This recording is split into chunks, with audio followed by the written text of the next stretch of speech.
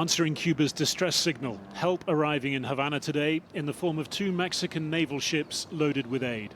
Neighborly solidarity in the form of rice, beans, sardines, nearly 300 tons of powdered milk. But it's oil that Cuba so desperately needs and that Mexico couldn't send without risking retaliatory tariffs from the United States. It's very important help for the Cuban people at this moment we are living through. There's a lot of need and uncertainty, and we don't know how long it'll go on like this. Since Donald Trump announced an effective oil blockade at the end of January, the effects have been cascading through Cuba's society. Already denied Venezuelan oil since the US raid on Caracas at the start of the year, the situation growing ever more acute. Last week, rationing imposed on petrol to go with rolling power blackouts. Cuba relies on oil for more than 80% of its electricity generation. People are buying 3 bags of charcoal at a time so they can cook when there's no electricity. At the airport, jet fuel reserves all but exhausted. That's led to Canadian carriers unable to refuel for the return journey to cancel upcoming flights. Canadian and Russian airlines sending empty planes to repatriate stranded tourists. Canadian and Russian visitors making up nearly half of Cuba's vital tourism industry, which had already been in steep decline in recent years. In the end, everything is because of the lack of dialogue between the 2 governments. Ultimately, this is, as I say in the Cuban style, it's like a giant fighting with a child. Down from the mountains, the conqueror comes. A fight that's had little let-up since Fidel Castro's communist revolution of 1959, through the botched invasion of the Bay of Pigs, the Cuban Missile Crisis that threatened a nuclear war, then decades of embargo, until the brief détente of Barack Obama's second term. This is a new day.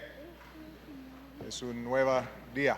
And Cuba is ready to fall, you know. Yes. Now in his second term, President Trump has redesignated Cuba a state sponsor of terror, increasing the pressure on Havana. His Cuban-American Secretary of State seen as the architect of the policy. Will you make a public commitment today to rule out U.S. regime change in Cuba? Regime change? Yes. Oh, no, I think we would love to see the regime there change. We would like to, that doesn't mean that we're going to make it change, but we would love to see it change. There's no doubt about the fact that it would be of great benefit to the United States.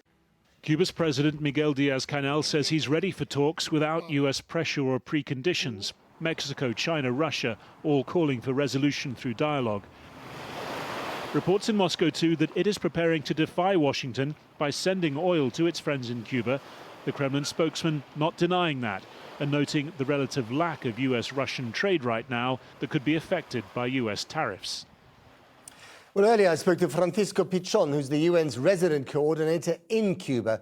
I asked him how bad the situation was on the ground. The energy and the fuel crisis that we are facing is really the main humanitarian risk multiplier at this moment. And we are not currently describing this as a full-scale humanitarian emergency, but the risk is concerning, and it requires a lot of close monitoring and a lot of preventive action, and that is what we are focusing on at the moment. How many days or weeks does Cuba have before it runs out of fuel completely? This is not very clear. There has been numbers of days that have been mentioned in the media. The government has last week announced a contingency plan to limit the use of fuel to very essential functions. And I think depending on how the implementation of that plan goes, we will know.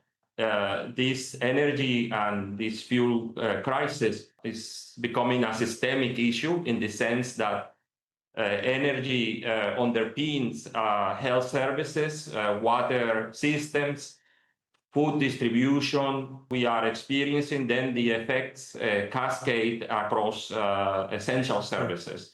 In your long experience in the United Nations, have you ever seen a country like this being bled dry through an energy blockade? I think Cuba has suffered this blockade for more than 60 years. But this oil blockade as you said, This is different. It's an extreme, I would say this blockade is an extreme form of unilateral economic coercion. Is it a crime? Well, I cannot comment on whether or not it's a crime. The Russians have said today that they intend to send ships with fuel on board to help the Cubans. Are you worried that this might ignite another Cuban crisis?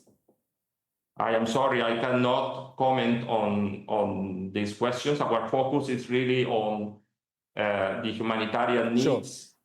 But this, as I said, the situation is concerning, and again, we still have a window for preventive action, and we hope that that there is an effort at a higher level to really alleviate this situation, because I think in perspective, this is what would have the greatest impact.